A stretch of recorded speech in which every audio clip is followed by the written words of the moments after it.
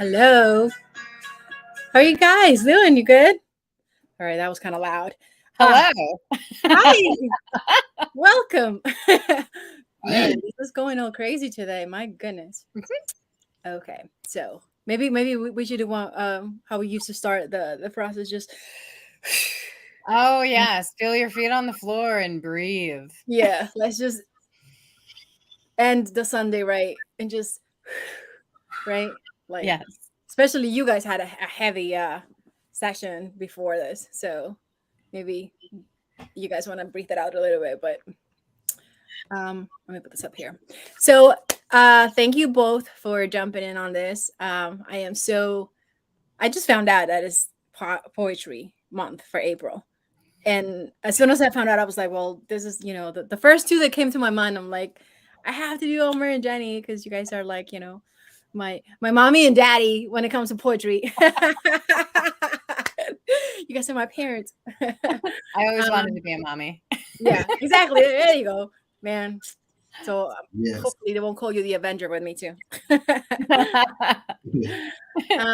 But so if you want, you guys can introduce yourselves. Tell us a little bit about your background, how you came about writing, and then we'll just go from there.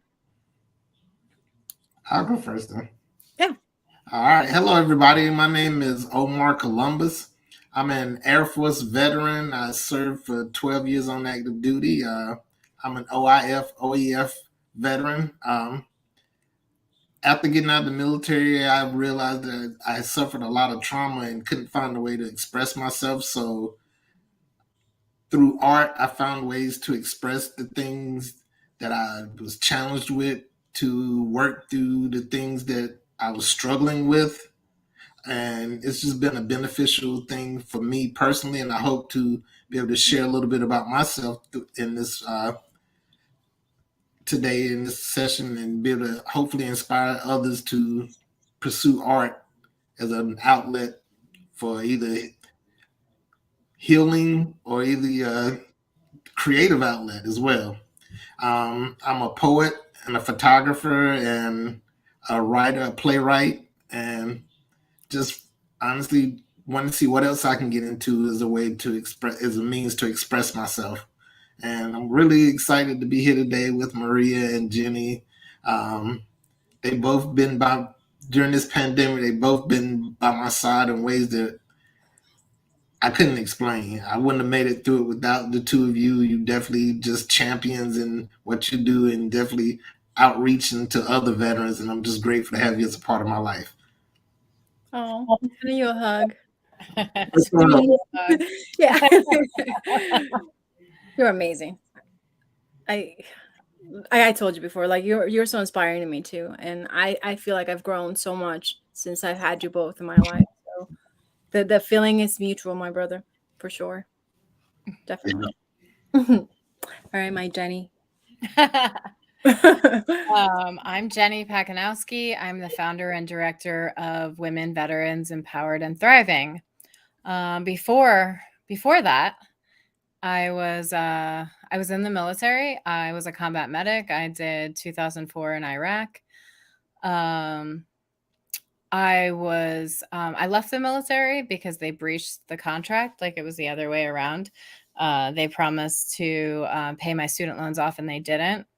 So I came out of the military really angry and really disappointed. And I couldn't understand why I had learned all these Army values and they weren't able to uphold them to me. I was upholding my end and they weren't upholding theirs.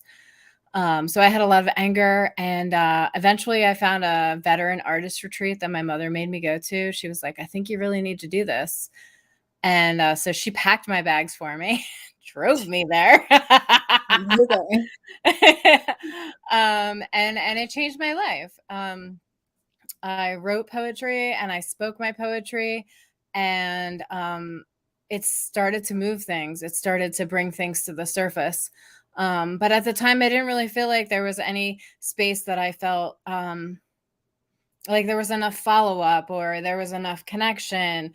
or the space wasn't secured. And so I was living here in the Lehigh Valley. I had been moving around, talking and doing education awareness and poetry intertwined with public speaking all over the country. And then I was like looking around in my own town, and I was like, oh, I've been on the road all this time, and there's no women veteran support group in the VA, in our local VA. There was really no access to anything. There was no Zoom at the time. It was like 2016. So I decided to make a space for women veterans. And I realized I needed that space too. And because, at WVET, we're facilitators. And so we're in it with you. We write with you. We use this empowerment model to bring that empowerment from within, not relying on external forces. Because when you rely on the external and it lets you down, what you really need is to be your best friend and be able to come up with that. We have our own tribe as well, as we call it, #tribe. So in those moments, I'll just get serious, in suicidal ideations or depression, or you don't feel supported, that empowerment from within can support you until you have that opportunity to ask for help or someone's available to talk to you. Because sometimes even our bestest friends, sometimes we put our phones on silent. Sometimes we need our own space. And that shouldn't be something that we look down upon, but being like, oh, wow, you're doing really great self-care and you have great boundaries, which is like so cool. Yeah, we actually the last talk that we did when I was in Sacramento with Tanya and Maria, we talked about this, the pride pill, right? And sometimes like we're here because we crossed that bridge already. Like we swallowed that big ass pride pill and we're like, okay, maybe we need extra support, we need help. But then there's so many of them that are on the other end that are stuck, right? And they're like kind of like in quicksand, That's how it feels because you just feel so frustrated and so lost and so much pain and you don't know which way to go. And I think it's really important to have that one person, like you said, to just be there, or like a tribe of people. And it's like, listen, it's okay if today you just want to like punch out from the world, like when you come back, we'll be here, and I think that's very like important. And I guess we can segue into that because I think that's how I found you guys and poetic, theater productions, because this was in the middle of pandemic. I had lost access to the studio. I was here in New Jersey. My life imploded. Like I was really literally physically and mentally and psychologically in all of the alleys quicksand, And it was one of those moments where I was like, I've always written, but I never shared it with anybody. It was just kind of like a very personal thing. And I think it was because there is a very there's a very vulnerable moment when you actually hear your own words, and like it's different for me. Like I said, a visual artist is different because I could express it. And then whatever people project their own emotions into it, then that's the piece. You know what I mean? So we kind of become like co-creators. But when you actually use your own words, it's like there's no room for like miscommunication or like no, that's it. That's you're saying what you're feeling, and I think the first time you guys told me that, to just own it, like really own your story. And that for me was like a turning point because I've always been taught to be quiet and not to talk about things, And I think for me that was like, you know what? Somebody has to hear what I said other than just my artwork, So how did you guys come up with, was it the pandemic that kind of was like, okay, we'll have to pivot doing this, right? Yeah, it was, I saw it was beginning to happening, like in mid-March. Mhm. And I was like, holy shit, we need to get our programming online right now. We have to be there to support people because people are going to go to that really dark place. And then all of a sudden, WVET became national because there were people zooming in from everywhere, and we were able to stay in contact with Omar. He moved to California. So I found that silver lining within the pandemic. was to stay connected and start using Zoom and learning tech at 40 years old and like all this shit. Maria, you're really great at it. Yes. Well, listen, I'm like an idiot savant about these things. I'm like, I just click on buttons. I'm like, hey, okay, that worked. Huh. Who would have known? But a lot of this is my kids. My kids are so like techie. Like Yeah. I told you, the whole QR code on the Instagram, right? My daughter was like, "Mom, why are you still carrying like business cards?" And I'm like, "What do you mean? Because that's how you people get your info." And she's like, "Just QR them." And I'm like, "Huh?" So she taught me how to do QR codes and all of this TikTok. Even though she was like hating it, I'm like, "How do you do this?" So, but yeah. I try to stay up because of them, like Yeah. with their video games and all that stuff. I'm just like, I don't know. What do you mean you need to make a skin? Like, you have a skin. What are you talking about? Yeah. You're gonna have to teach me after we get off this call. Go ahead, Omar. Yeah, definitely. I'll just say that, during the pandemic, it forced us to have to sit down and be still. And, when you're sitting down and being still, how do you connect with people? And through the power of Zoom, even though Zoom is annoying and I'm zoomed out these days, I feel like I can't take it anymore, but still it's an avenue to connect. And it's been a way, like I said, that definitely during those times in like April, May 2020, when everything was really first hitting uh, pretty hard in New York City, it allowed me to stay connected in a creative outlet with a creative community. And so that the fear that I was feeling, I was stuck inside a 300 square foot apartment in Manhattan and felt like the city was dying around me and I couldn't see what was happening.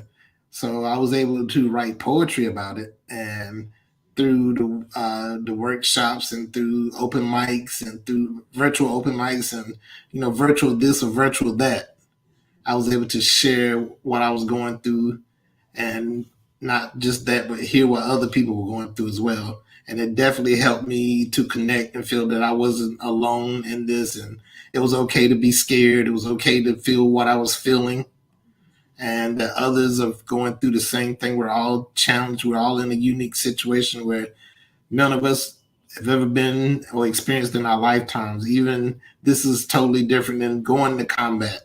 That was one of my struggles with when the pandemic first was onset of the pandemic, was that at least in combat, I had chemical warfare gear. I had protection. I just felt, I'm sitting in an apartment without anything to protect me, and I don't know who the enemy is.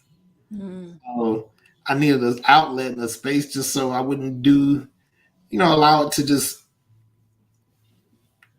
erode my brain and just sitting there worrying about everything. So I'm grateful for, like I said, Zoom and all this social media and just being able to stay connected with everybody.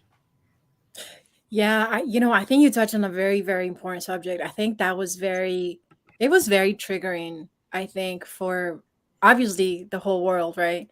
But that isolation and that fear, like it was hard to not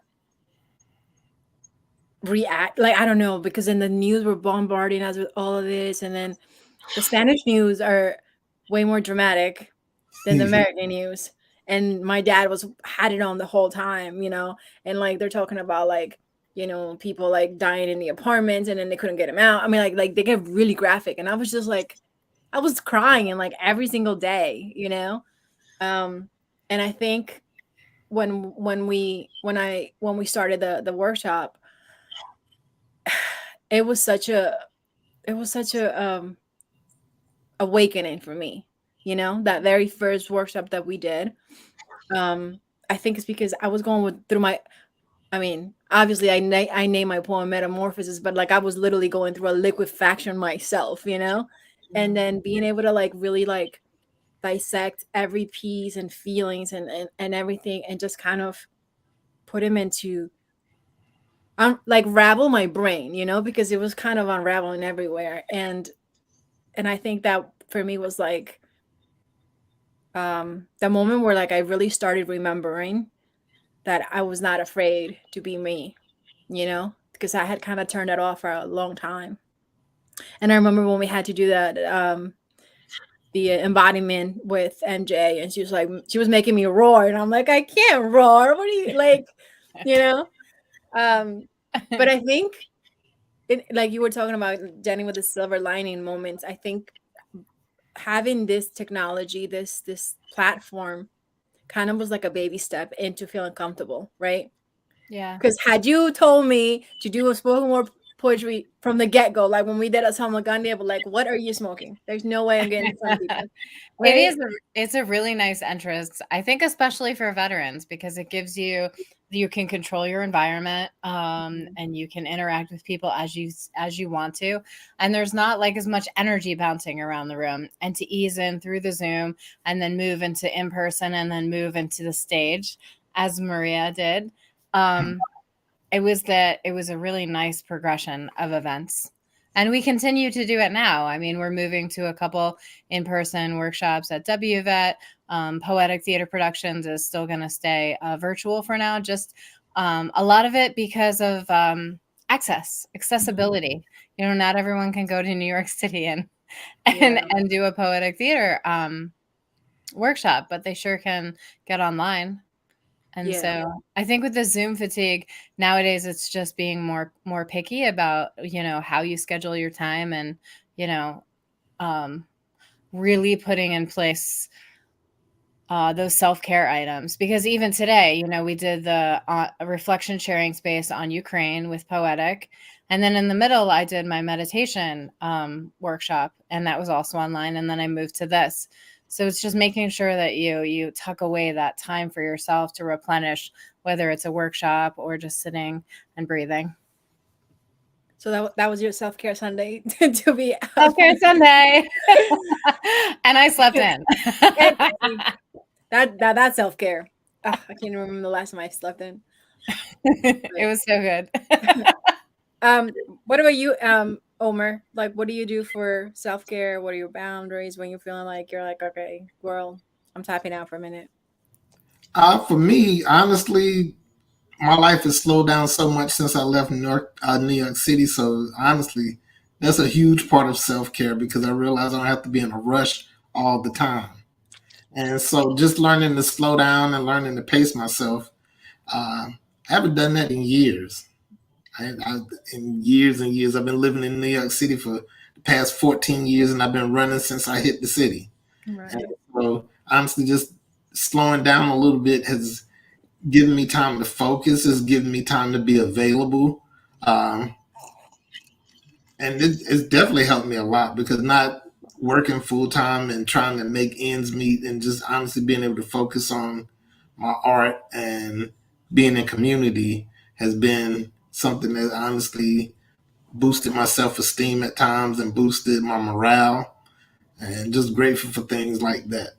Uh, one step, one day at a time, I've had the availability to, like I said, partner and do projects with various different organizations from coast to coast. And like I said, for it to be a time of isolation, I could definitely look in this screen right now and I can say the three of us definitely haven't been isolated. We may have been isolated physically, but definitely not isolated virtually because we have been busy over the past 2 years. So, And I love that you said that because it's such a. I'm going back to butterflies because you guys know I love butterflies, but it really felt like that. Like we were in a cocoon, but at the same time, like we were growing. Like you were like that transmutation. Like that's how it felt for me. Like I was off limits to the real world, but I was growing internally. I was like reclaiming my power with you guys in small groups using my words. And so I was able to, when the world opened up, I was like, all right, I'm here, I'm back. Like I feel like I used to feel before. You know what I mean? Yeah. And yeah, I might have to write about that now. It's Yes. Because like, the empowerment workshops and the writing are not just about like a lot of people have this assumption that it's going to be, oh, I have to write about my worst thing that ever happened to me. but we want to hear the triumphant stories. We want to hear the joy and the balance in that. Like if someone's experiencing the darkness and the depression, but then someone else in the room is talking about flowers and blooming and spring. I know there's always a moment in some of the WVET workshop where someone will mention like that first flower that they see in spring, and it just opens up this beautiful conversation about growth and transformation. Right. And you know, it touches on a subject that I always try to harp on. Like, we are so capable of post traumatic growth, you know, and not just the veteran community, like just humans as a whole, you know, because we all experience trauma, like we all experience pain. Um, but at the same time, like we all have the potential for post traumatic growth, you know. And I think surrounding yourself with people that have the visionary, you know what I mean, like the open mind to see that, you know, because if you surround yourself with people that are always like, yeah man, this world sucks and nothing's gonna change, and you're gonna be in there, you know. And it's not like we're negating, because I don't want to talk about like being like the toxic positivity when everything is nice, because it's not, you know. But like embracing that duality, like, because I'm feeling this darkness now because I felt the pain and the depression and everything, is that I'm capable of creating beautiful things, you know? And then having a tribe like this that understands that and pushes you to be that person is so important, you know? And and really be authentic in your voice, because the way you guys teach people, you're not telling them like write it like this or say it like this or your voice should be this, you know? It's like, what are you feeling? What do you want people to hear? What is your message? Like, you know. And even for me, like that, I'm very such a sentient person. I remember one of the workshops when you were like, we were doing the line readings, and you're like, okay, read the line. Where do you feel that in your body? You know, like that. To me, it was like, I'm such a visual learner that I was like, oh, okay, yes, it's in my throat, you know what I mean? So like it made me really feel like, okay, I can do this. And it helped me integrate the power of my own voice into what I was feeling, you know? Yeah, and so much of that work MJ and I experienced through Stefan Wolfert, through Mm, Decroot, and using your personal narrative and Shakespeare to really get in your body, because so many of us, I'll speak in an I, but I believe this is relatable.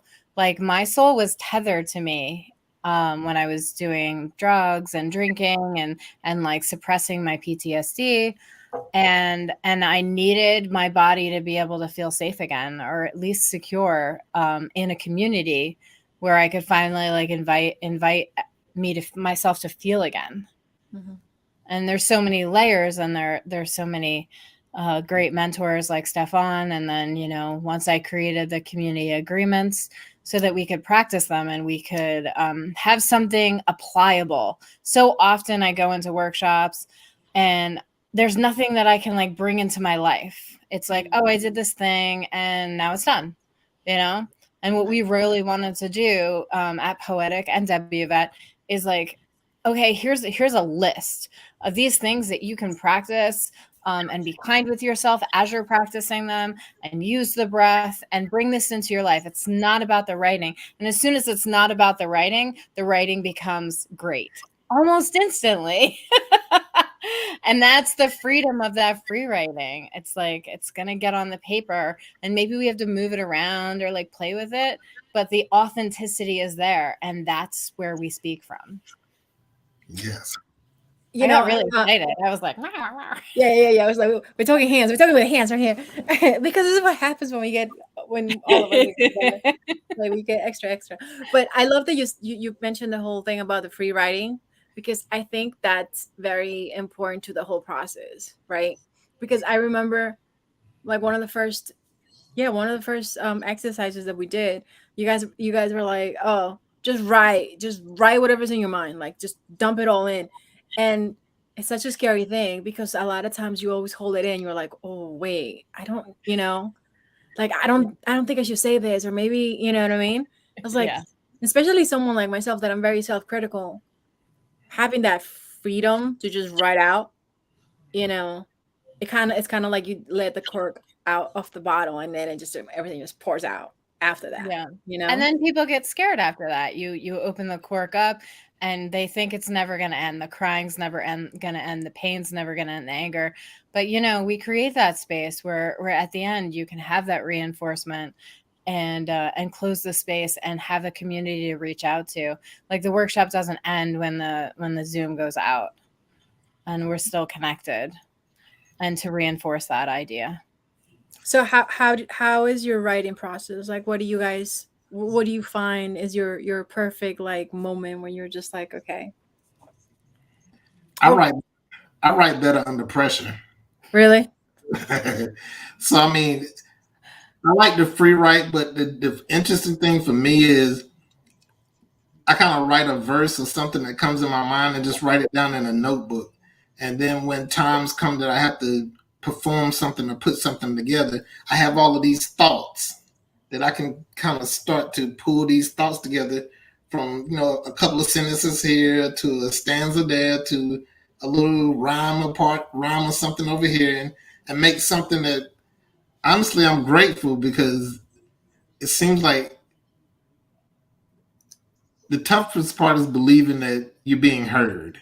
I guess Mm. Right.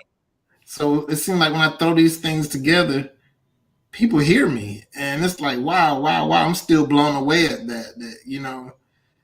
That something coming from little just chunks and pieces and thoughts can actually come together to be one cohesive message.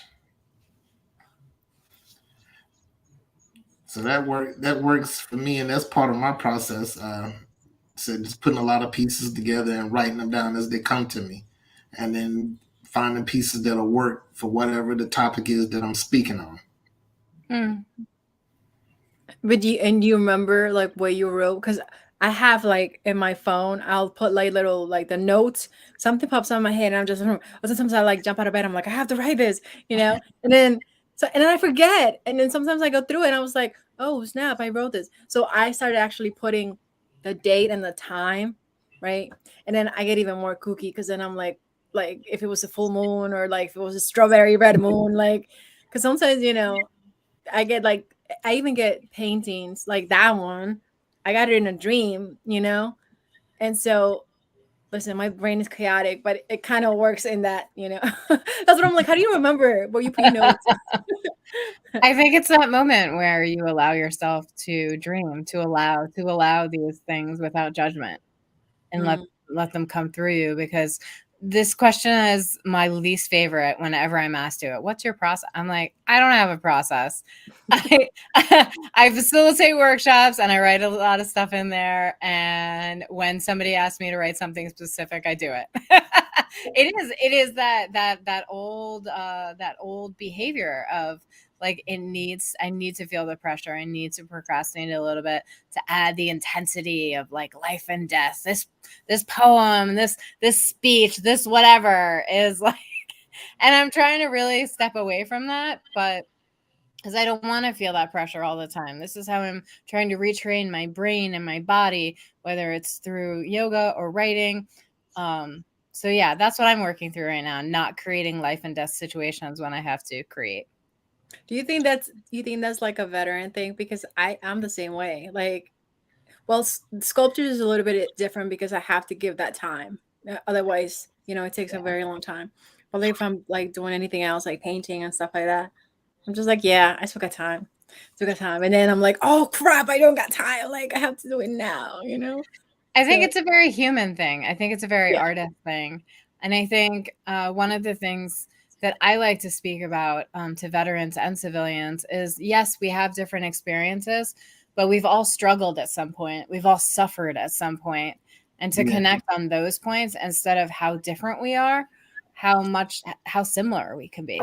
Mm. Uh, Yeah. Yeah. Well, I was gonna say that's what that was the sentiment when we were at the ceramics convention. I got stopped a couple times and they were like, this one guy was like, thank you for sharing your stories. He's like, I just realized how not so different we are, you know? And I really think that it's because of like Hollywood painting this romantic macho idea of what a veteran is and what PTSD is and what, all of this is. So like people people on the other side that don't take the time out to find out and speak to us here, they get this label painted for them, you know? And if it wasn't for people like us that are bridge walkers, right? That we can go back and forth between these two types of communities, I don't think that paradigm can be shifted and that stigma can be, taken away. So thank you guys for being bridge walkers. Because I it love means a that. lot. I love that statement, Bridgewalkers. Because, Yeah, there was a lot of that out there, bridging the gap and all that stuff. And I prefer building bridges and then being bridgewalkers. I like that sentiment of building, not focusing on the gap. yeah, exactly. And then the fact that you can, it's like that the fluidity of, going back and forth from one side to the other, and even just from like your darkness, your own darkness to our own lightness, Mhm. because as much as we hold space for community and we try to give a platform for others to share, it's very heavy on yourself, on ourselves, like me trying to set up all of this for Claymore Vets, like I haven't had time to really create on my own, It and like, happens. It's that balance between entrepreneurship and being an artist. right. And when you start combining them all, there's less and less time. I guess that's the reason why part of my process is to write in workshop, because then it at least does the thing. And I don't want to feel heavy. I relate to the heaviness, but I don't want to feel that. I don't want to carry people's burdens. I don't want to internalize people's pain. And we really try to like invest in that idea of not doing that. Yeah, it takes practice though, It I does. think. Totally. Dude, you know forgive yourself, begin again. Forgive yeah. yourself, begin again. You're like, damn it, okay, today.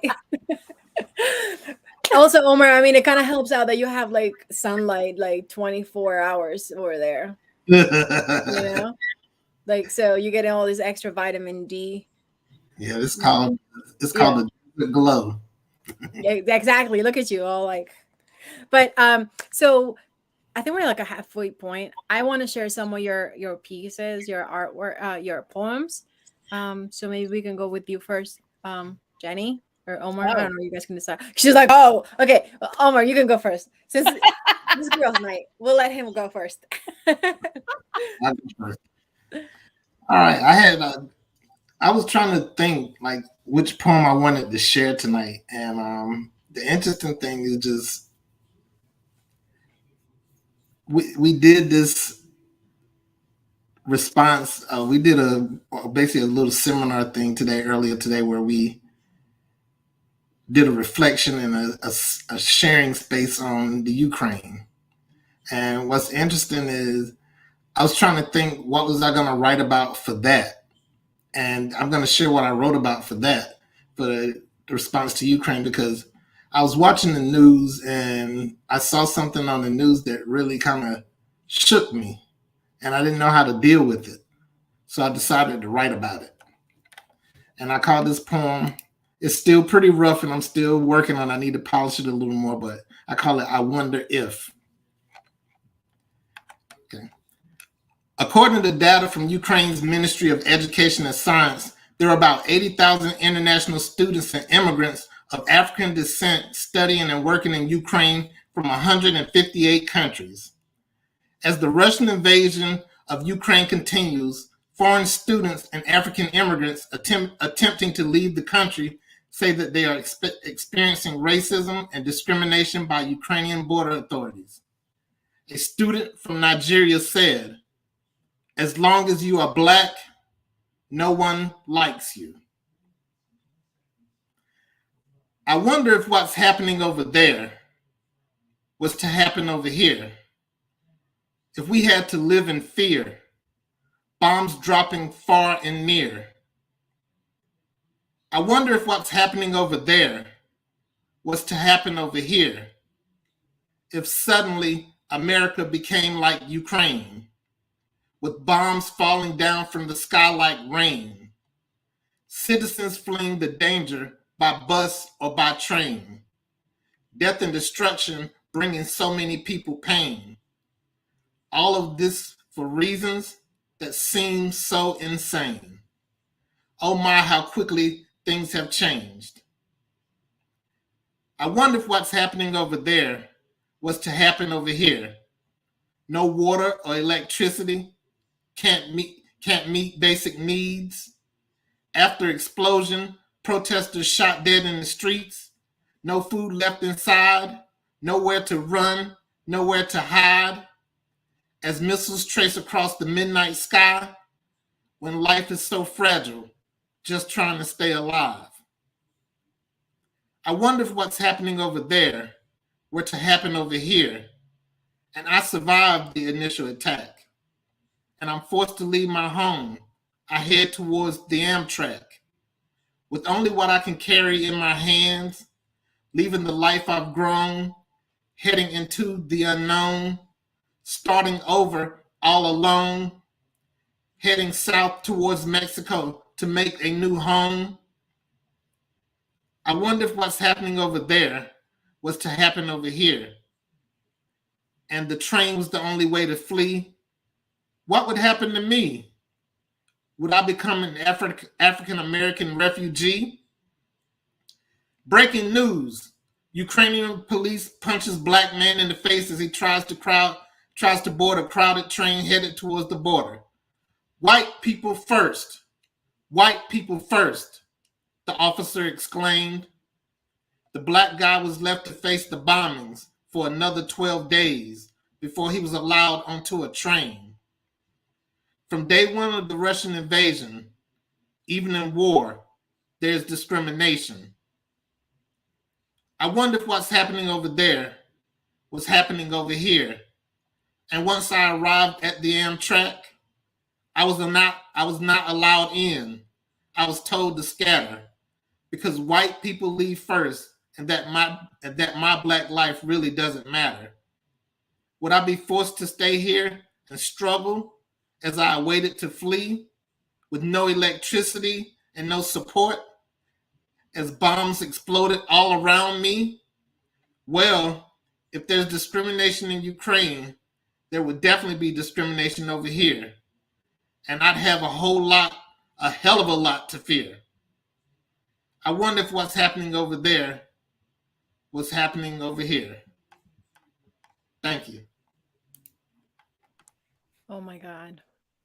That was amazing. You know, it when I was watching the news, right? I think there's such a disconnection because you're watching it, but because you're not there, you kind of like, is this really happening? Like, is that really like, and I think that's, I don't know. It's such a heavy thing to process because you feel bad for them, right? You feel impotent that you can't really help.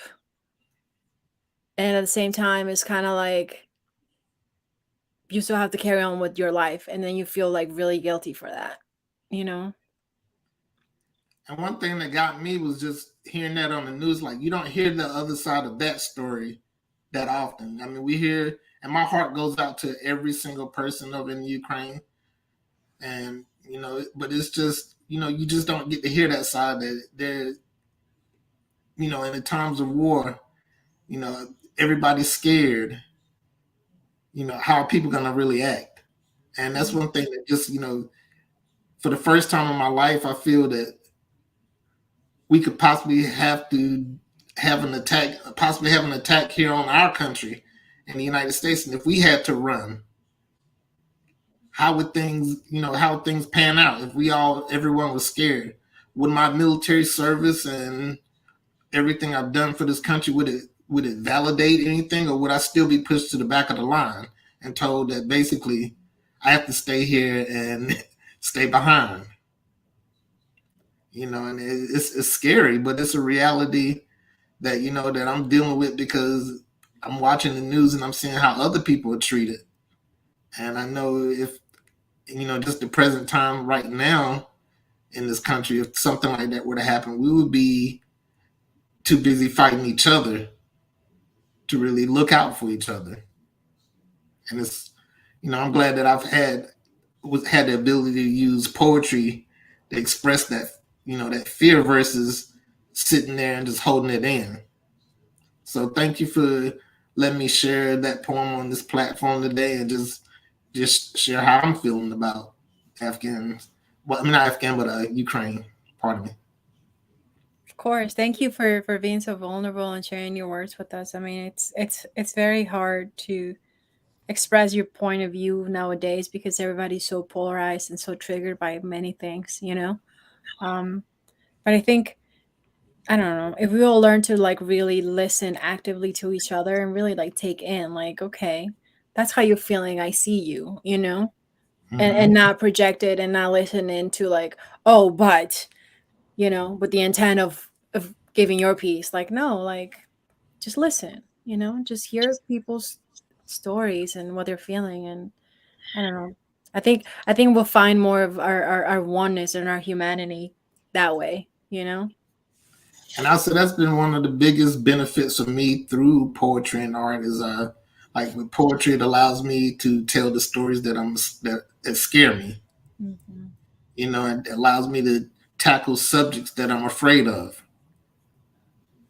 And so that helps me both my mental health and not just that, but just my creative health. I mean, just to be Mhm. able to put this out here in art and tell the stories art is used to tell the struggles and the stories of life. So Absolutely. Jenny, you want to do your piece and then we'll close up with the video of ours? Yeah, I've been struggling to pick the piece I wanted to read. So Any, miny, mo. you got Jenny. Yeah, I know. It's like too many choices. Like being a poet. Like when I am a peripheral writer like me. You're hilarious. I'll be super vulnerable. How about that? Okay. Okay. Ooh. All right.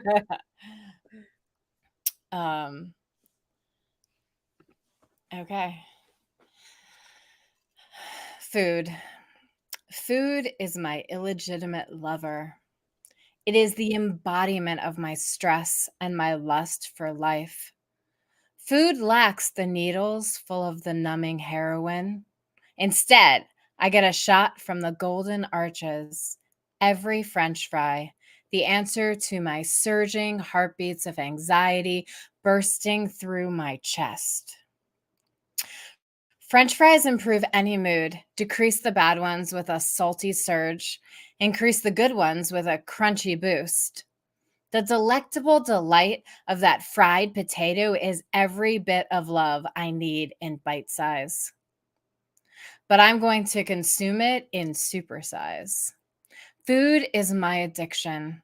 Wine that was just a bunch of fermented grapes. What I really want is a platter full of fruit, strawberries, blueberries, blackberries, cantaloupe, honey dew.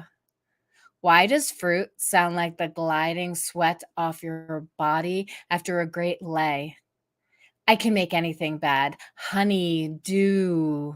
With a dollop after dollop of fresh whipped cream that will whip me into shape.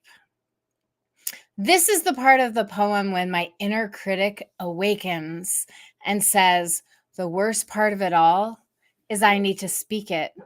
I can't go on redefining love until you know what I have done and the reason. I must prove my service for you to listen or take the time to recognize me as a veteran.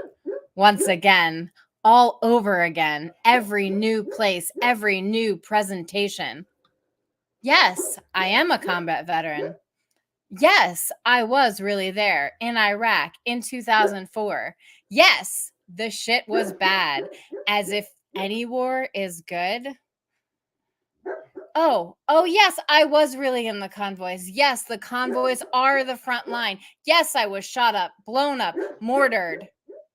No, I will not tell you my worst experience or my war stories. I will not fulfill your weird fantasy glorification of the war by re-traumatizing myself. Unless I'm on stage doing this ritual. But not today. We redefine love today. Bartender, I need a Jack and Coke. Oh, fuck. No, I'm sober. May I change my order to that gluten-free, only because I have celiac disease, chocolate souffle layered with chocolate ganache and that raspberry syrup swirled on the plate with ice cream on the side, like a partner in crime? The prettier it is, the less guilty I feel when I order one at the table and one to take home. Thank you. My PTSD triggers swirl in the raspberry sauce. They melt away as the chocolate slides down my throat. The war smooths away from my view in the fullness, the fluffiness of that whipped cream. Every morsel, I feel less broken. It fills me up in every crevice of less than until I see a reflection of me. Who is that? What the fuck? When I turn to the side, there are 3 of me. How did this happen? Oh, yes. Every cheesecake like a Valium, every dark chocolate chunk like a Xanax. Food is my illegitimate lover. I can't break it off. It's what keeps me alive. I sip my coffee and I cackle loudly as I avoid the mirrors that remind me that I'm eating my PTSD. Please pass the salt and vinegar kettle chips. Thank you. Oh my God. Girl, hold up. Wait. Okay. You know, there was so many lines. I was like, oh, I wanted to jump back on and be like, yes.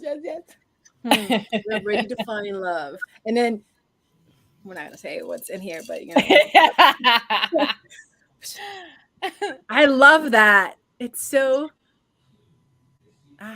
you painted such a cool picture, like, and yeah.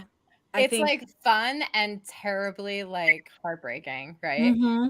And sometimes you may not hear the heartbreak because I'm like funny. But yeah, it's, you know, the struggle is real. When you, I feel like when you get sober, if you don't replace the addiction with something else, like I have the creativity, but then I went through like IVF, the in vitro, like trying to have a baby, and like I gained all that weight and never had a baby. So it's like that piece reminds me to be kind to myself. Because like at different phases of our life, we have no idea what we're going to be up against, and just to like take it easy and, you know, find another thing to do instead of hurt yourself.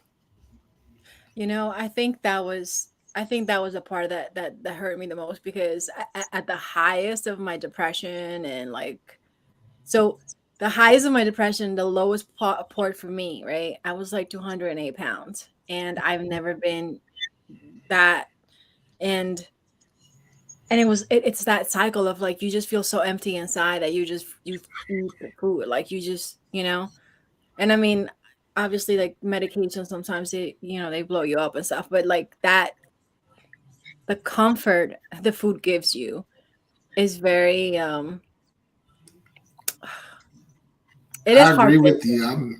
I'm struggling with food right now at the moment, Right. and it's been isolation and just being stuck in the house and not going outside, and lifestyle change and just everything. Just it's a struggle. Yeah. It really is a struggle, and it's an easy thing to turn to. I find myself just snacking too much at nighttime. I don't eat much during the daytime, but right before it's time for me to go to bed, I want some gummy bears and some sour cream and onion potato chips.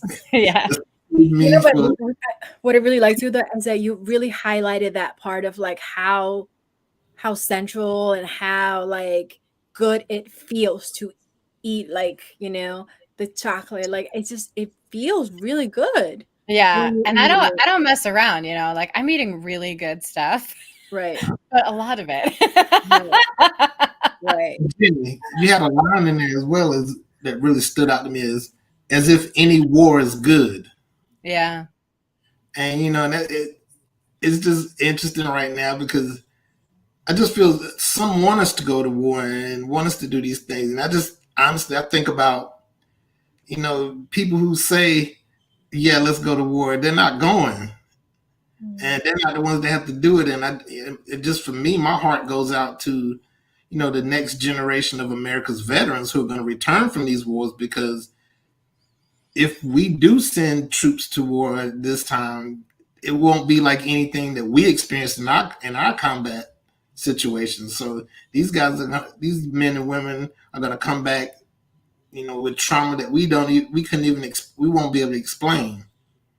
So that's why I say we need art now more than ever, and I'm just grateful to be here with Claymore Vets and Women Veterans Empowered and Thriving and Poetic Theater Production and all the other organizations I've been involved with, because when these veterans come home, we're already doing the work and putting in the groundwork so that they have somewhere to reach out to and be in community, and that's very, very important. That's a Well mic drop said. right there. Yeah. Well said, Omar. Good night. Yeah. That's it. Yeah, thank you for coming on. But I don't want to keep you guys that late, so I'll play the video from the other, and then we'll just kind of wrap it up after. I think that Okay. I mean that one's kind of 8 minutes long, but I think it's beautiful 8 minutes that we created together, Mia. I love that. I love it. Yeah. Let me see. I might mess this up a little bit. So to everybody out there, I'm so sorry. But We are patient and loving. yes. There you go. We're redefining love. There we go. I just have to find the spot where, see? That's why, because the whole thing is together. See? This is You're sneak doing peek. great. Almost.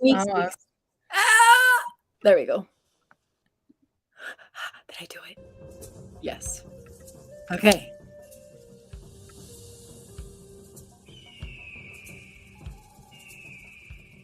She was molded out of clay. Clay that was formed out of the heart of the earth. The heart of the earth beating in her fingertips. The roots within wiggling her toes. As the Amazonian women created her with their bond of motherhood. Of womanhood. Each heart following the beat of their own inner drum. Her tribe invested in her, created her form, her fingernails. All her power came from truth and love in a ritual that created life without man. Wonder Woman was not given life by Zeus, a man. Another woman's story rewritten by a man.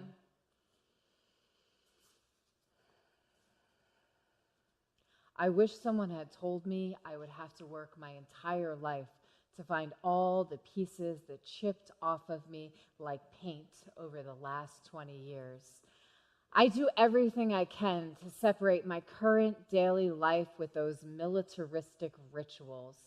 Yet I love when everything is in its place. I hate parades of plastic patriotism. I don't want to ruck march and do things with my body that created great injury and lasting effects in each cell of my being. I don't need to invest in something that never served me. I am not just a warm body with a number. I roll my hunched shoulders up and out of protective posture. I lengthen my shortened neck. Release clenched fists and jaw. Why would I want to relive the way of life that never served me? Used, abused, and discarded. When no longer viable. Because our boots, our vehicles had no support. No support for women in 20 hours of convoys compressing their birth-bearing hips. Laced with ammunition, Kevlar vests that do not adhere to the female form and try to relive it now that I'm out? Why? Fuck it. Like Wonder Woman, I am molding and sculpting myself with my tribe of women. Looking towards the future. Not losing myself in actions of the past.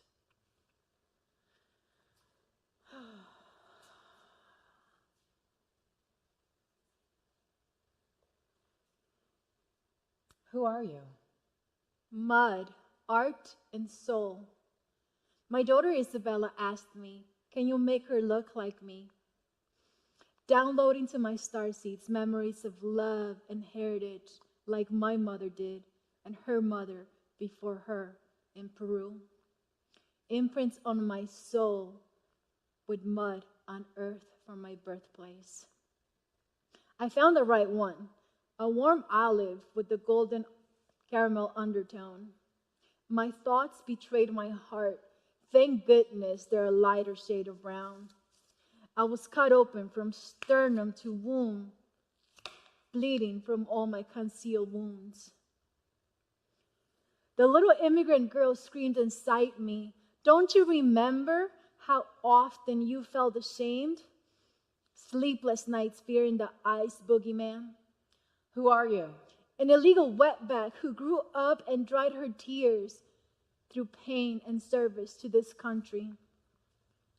The Marine yelled back, this country gave you freedom and pride, strength and courage, honor and commitment. You carried on the legacy of your father to fight and protect the weak. Sand, blood, sweat, and tears decorate your combat boots like medals. Who are you? A proud warrior willing to lay down my life for the price of freedom. Of that price. The salty, whiskey-tinted voice of the veteran whispered, but the pride fades away when you are paid in nightmares and loneliness, when flesh and bones ache but have no reason or absolution, when you leap out of bed in fear, heart racing, mind fumbling to grasp reality. Who are you?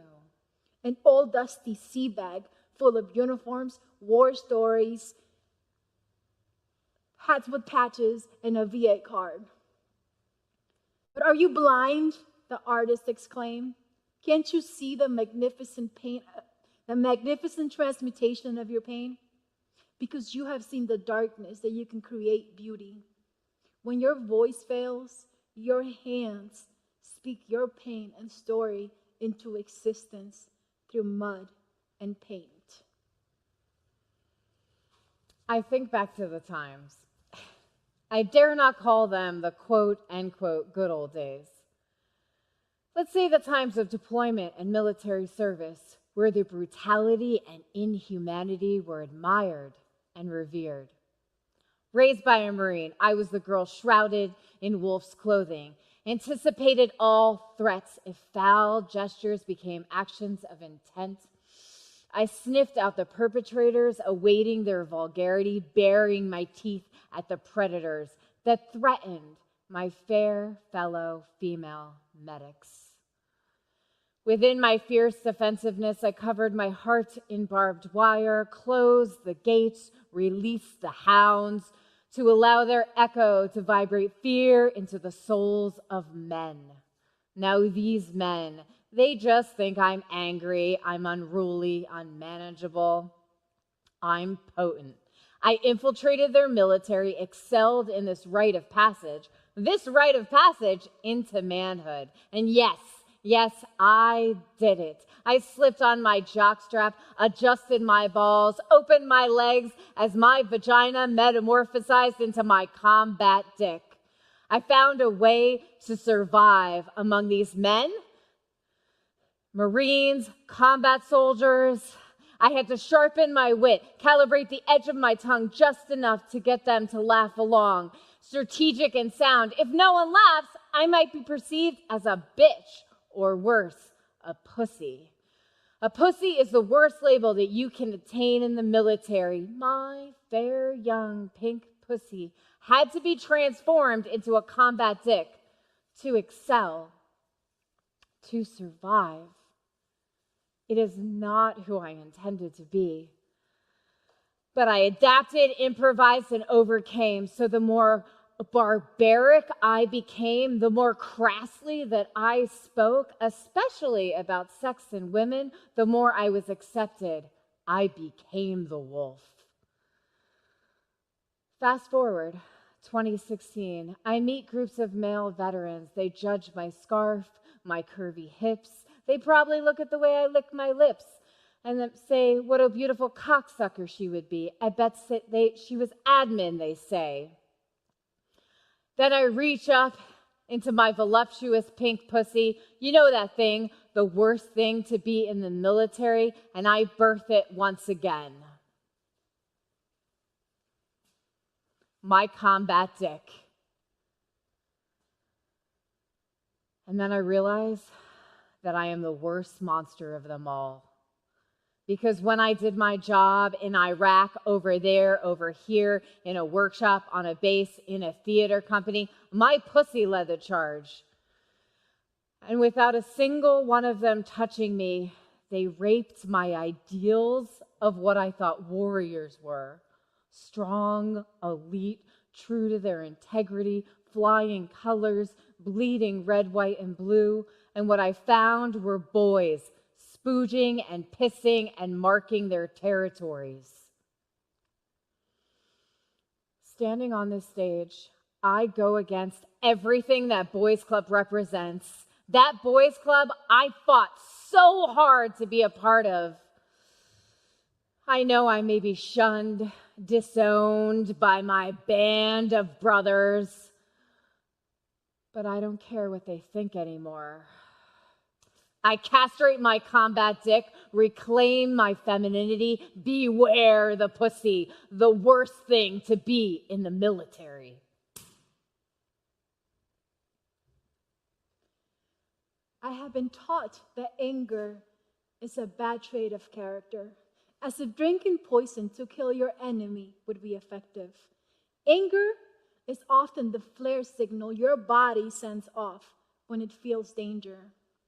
Collections of emotional shrapnel buried deep within me. Calladita, te ves más bonita. As if my vocal castration made me more beautiful. Not being Peruvian enough, not being American enough, undocumented shame versus a worthy existence. I volunteered my life, my body, my mind, to serve, to protect, to honor, no matter the price. A free ride for those demons that hatched onto my Molly pack. From that forced vacation to the sandbox, confusing me with an ox. My visionary heart, going against all odds, courageous enough to love another soul whose melanin count was much higher than ours. Owner of a rebellious womb that had the audacity to grow starseeds, not anointed by wedlock, as if their lives were any less worthy. Motherhood gifted me with a dark fucking cloud, shrouded with sleepless nights, and bounded with the love of my starseeds. I need to disinfect my 7 chakras of the sickening wounds. I have always been alone. I am good at being alone. Pain and solitude are familiar faces. They're my teachers. They cover me in their dusty cloaks. But this voice within me has been whispering, screaming, roaring, take the muffler off my mouth, release the knot in my throat. And so with teary eyes, firmly planted feet, knuckled up hands, I free my voice. I am the vessel of life to biracial starseeds, pleading for the world to see them, to see the fabric of their characters. I will tell them, you 3 come from tears, trauma and pain, but you also come from resilience, love, and strength. I am the creatrix of my life. I am worthy of abundance. I am worthy of love because I am love, and I give it freely.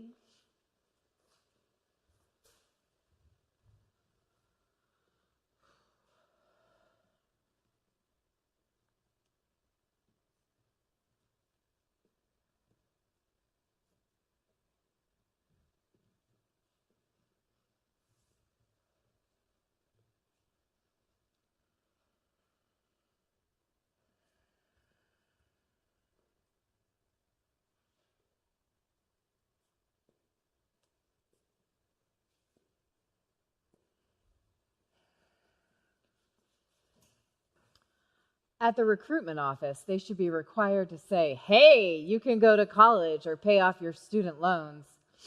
However, your mind, your body may not be well enough to actually go to college. You may become so dehumanized, your soul will become tethered to you instead of part of you. You may become so disconnected from other humans.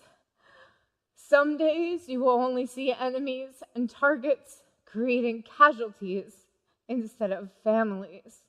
And death, oh, death will latch onto you like a baby to a mother's milk. They call it uterine infertility. My uterus won't conceive life. My uterus doesn't feel safe. She contracts with rage, expels venom about lost love, lost self, lost time. It's the desert damages. She has become militarized to protect from infiltration, an armored uterus with a hyper-vigilant heart. In the fine print of your contract, it should state, it may be easier to die on duty in the throes of a battle instead of navigate the civilian world, a culture that your mind can no longer comprehend. Your main comforts will be rage, violence, depression, sadness. You will become exposed. Untested anthrax vaccines, burn pits, depleted uranium, alcohol, prescribed poison, and let's not forget the physical brutality of your own doing. And by the leadership training you, they broke you down and built you back up to serve and survive.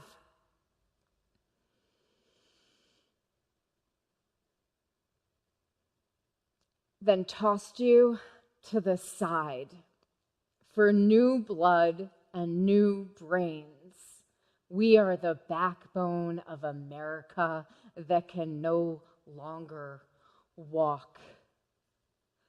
My future children will be disintegrated by the stress that courses through me, by the war inflicted on me, because I believed in the promise of a better life, the American dream, to serve.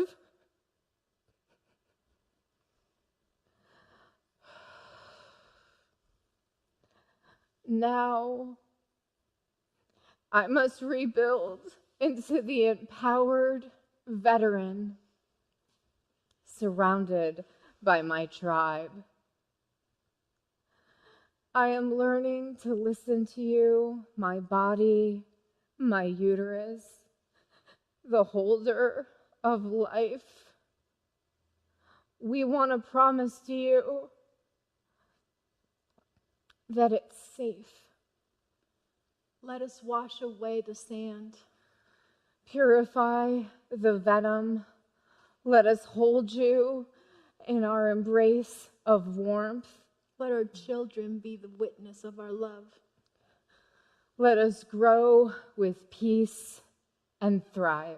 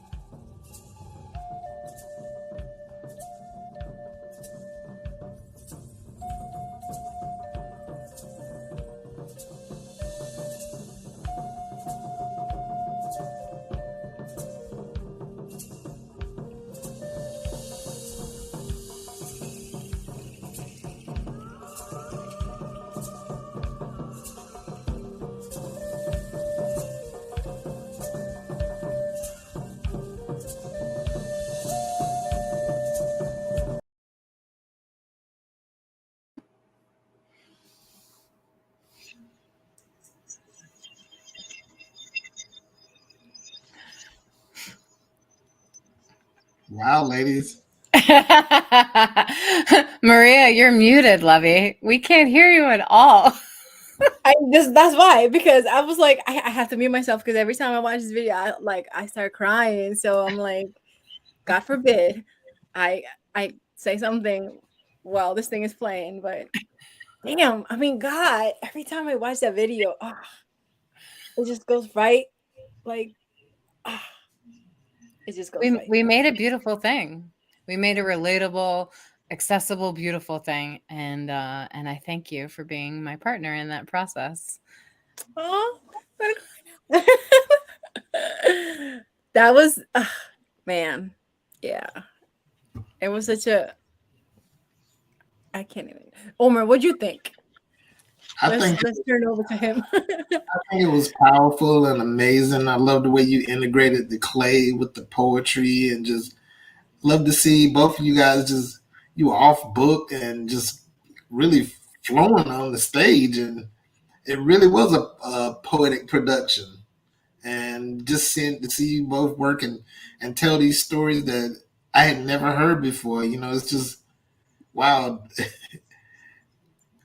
You never know what somebody else's military experience is like and the thing that they go through. We all have that common bond of wearing the uniform, but no two walks in that uniform are alike. Mm-hmm. So just hearing the depth of what the two of you went through is just honestly numbing and mind blowing. And I just feel women don't get enough credit for the strength that they have, especially in service, because most of the fellas I served alongside couldn't go through half of the stuff that you both went through. Thank you, Omar. But we're not comparing trauma or anything. We're just, we all experience different, and we all have those stories to tell, and we want to hear all those stories. True. I was comparing strength. Yeah, beautiful, Omar. Yeah, I think we've ended that on a very powerful note. I'm like processing all of it. I thank you though, because I think you guys have given me a place where I feel safe and comfortable to be so vulnerable. And it's very hard to have that, especially in a community that really supports you and they don't judge you and they just see you, Yeah. So Yeah. that's why I wanted to celebrate you guys. Yay! Happy Poetry Month! Exactly. That's why I wanted to kick off with you guys. I love you both. Love you too. Bye. Have a good night, y'all. Everybody, thank you for listening. Thanks for joining us, everybody. Bye. Bye.